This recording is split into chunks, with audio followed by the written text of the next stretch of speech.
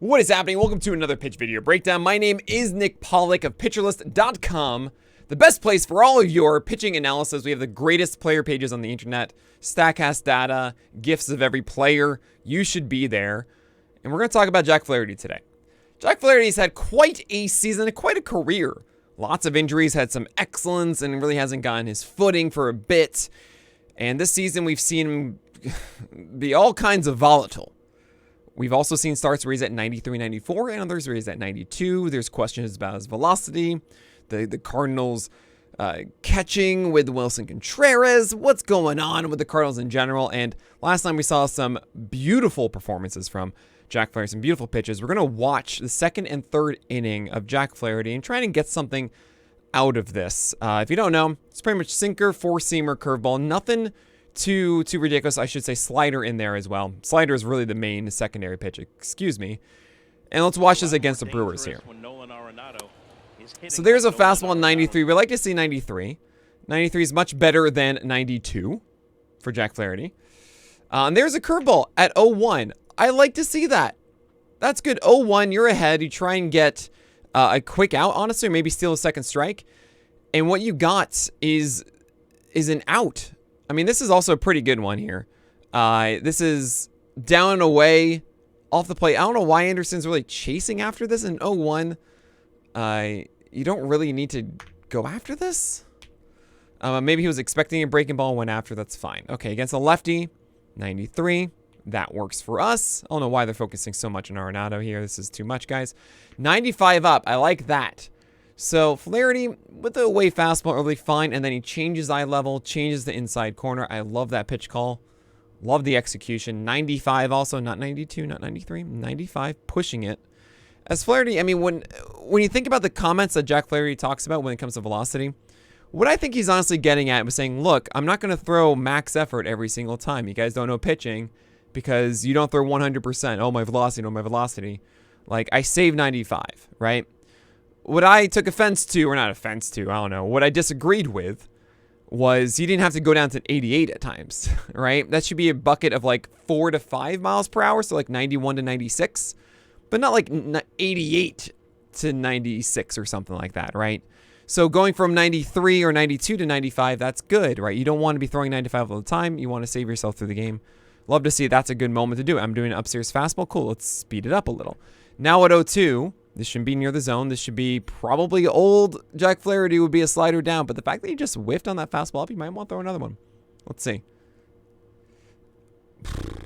There's a curveball. Oh, he fouled that off? Oh, man. That's a really nice curveball, especially they got the swing. It was under the zone. I love to see it. And now you throw that. Now you can speed him up with the fastball.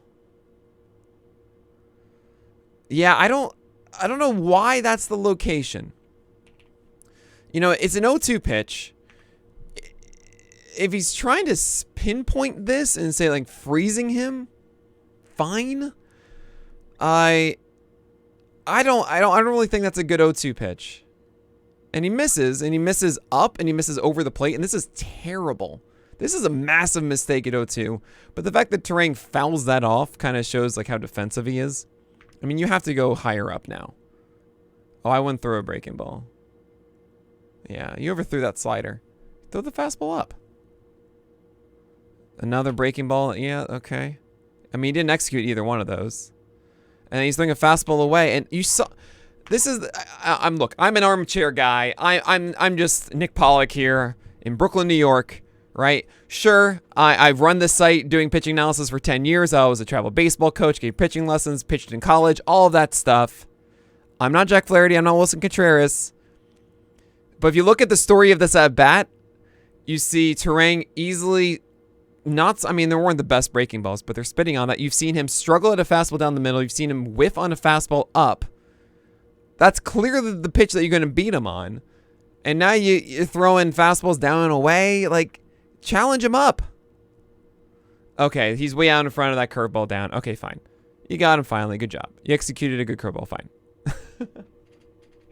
Fine. And he was way out in front of us. So it was time for the fastball. Very defensive on that. Okay. I'm glad you got it, Flaherty. There is a fastball 94 upstairs. First pitch strike. A little bit inside. Cool with that. Pound the zone, make them do something with it. I'm all for it. That's fine with me.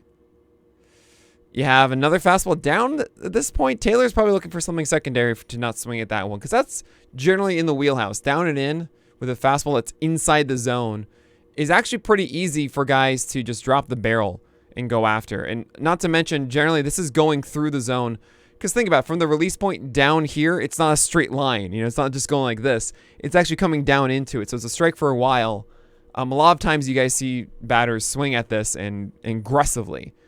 So to see that he's passive on it, kind of on 2 fastballs, didn't swing at either one, tells me that he's looking for a secondary pitch.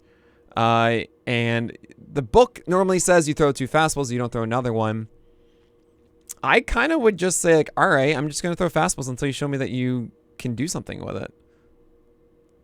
Yeah, see, there you go. You whiff by him at 95. That's a weird one. This generally doesn't get a whiff.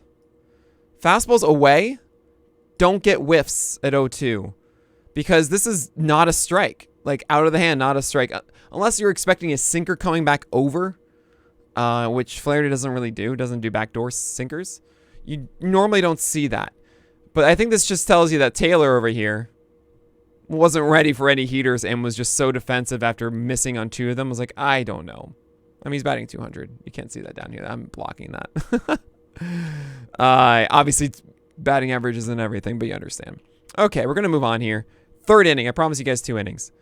So there's 93 down the pipe. I mean, look, first batter of the inning. Sometimes you want to not be over aggressive. You don't want to give opportunities for pitchers to have a quick inning. That's 93 down the pipe. And generally, my philosophy when it comes to being a hitter is every pitch, you should have a plan, right? So maybe Weimer was expecting a secondary pitch, not fastball down the middle. But generally, when it's 0-0, you're like, all right, I'm allowed to get something for free here. I'm going to go and chase my favorite thing. And that would be fastball down the middle. But that's just me. I'm not a major league hitter, you know? And there's a breaking ball that's hung. This is not, those are 2 terrible pitches right down the middle. And if Weimer was looking for a breaking ball in the first one, probably looking for a breaking ball in the second one, I think this is dangerous. Batters tell a story. Batters tell you what they're looking for. He didn't swing at the first pitch fastball, which means he's looking for a breaking ball. Maybe he just wanted to see a pitch too. That's fine. I hate that philosophy, but that's just me. I mean, I get it. You just want to kind of get a feel. Fine. But if you're not looking for a fastball the first pitch, you're probably not looking for a fastball the second pitch. And that's right there, Joey. So, I mean, you could throw anything you want now. You know? Just don't throw a meatball down the middle. Like, throw a secondary out of the zone, throw a fastball up. Just, what do you got? Ooh, good take. And that, yeah. So, to me, this is Joey saying I'm going to be on the breaking stuff. Right? Not swinging the first pitch fastball means I'm on a breaking stuff. Second pitch down the middle, should have crushed it, missed it. Good break, I guess, from Flaherty to just, miss it.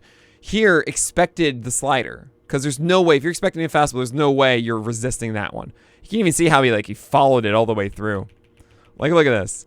Look at this squat. Ah! That's a true athlete. Love it. Okay. So, he's completely on breaking balls, which tells me that you have to speed up you gotta change it completely. You gotta go fastball up. That's what I would do here, especially with that power squat.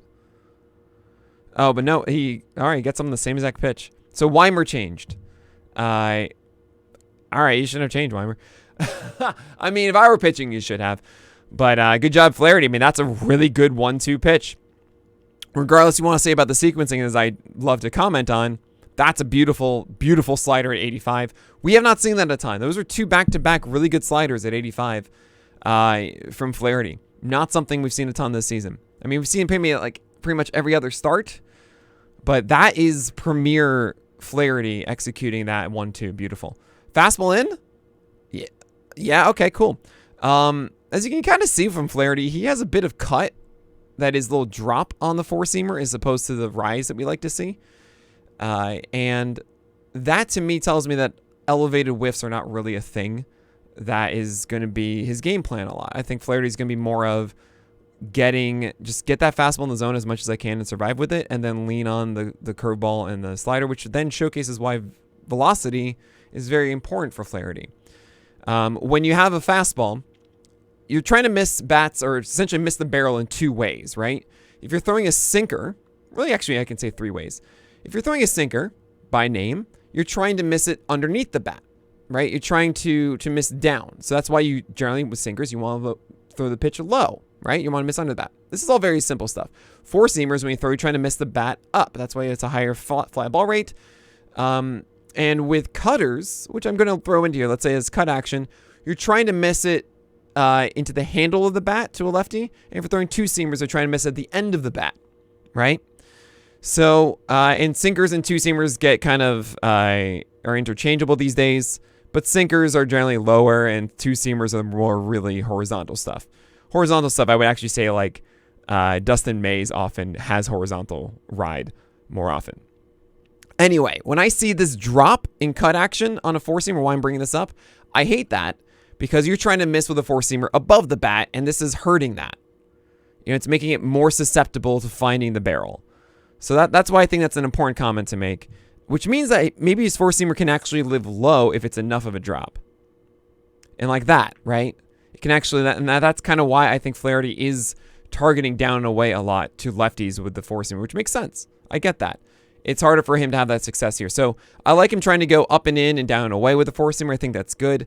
Not trying to get too many whiffs on it, just trying to actually get outs with those or strikes. I'm cool with that. Now you have him at 0-2 again. That's 2 fastballs that you just, all right, you got strikes.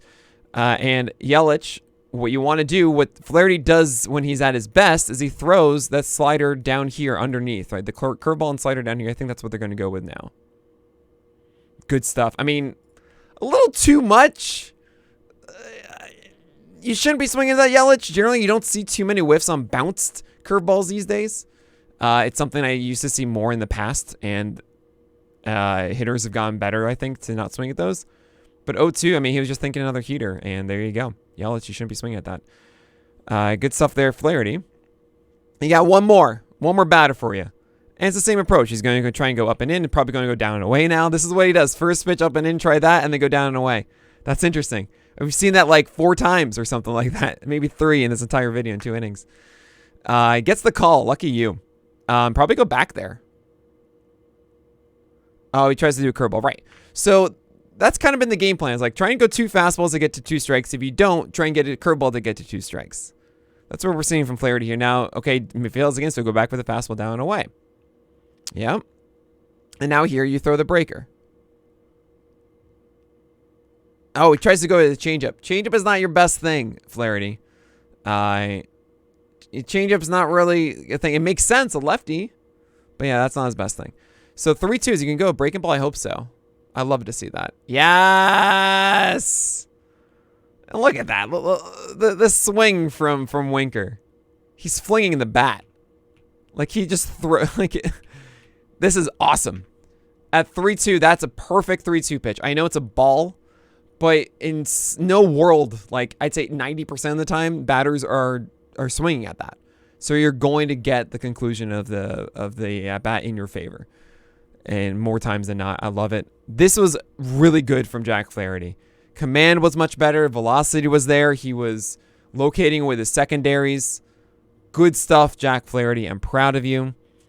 I don't know if I can buy it, though. And there's 2 elements I don't know if I can buy. We haven't seen the velocity stay at 93, 94, 95. We haven't really seen that start to start. We've seen it oscillate. And it's hard to buy that that's going to stick around. The second thing is we just saw amazing secondary command. I mean, really, I should say breaking ball command because not the changeup.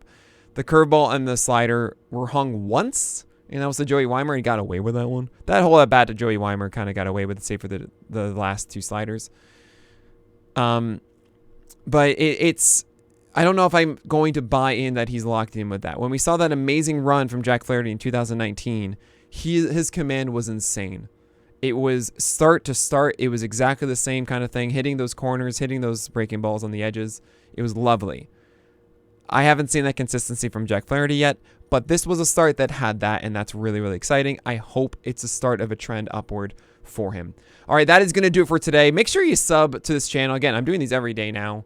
What are you doing? You should do this. We're at above 5,000 subs, which is incredible. I wonder how quickly we can get to 10. Help us out here. We're going to talk about so many pitchers. So thanks so much for being here. But my name is Nick Pollack, and may your BABIPs be low and your strikeouts high.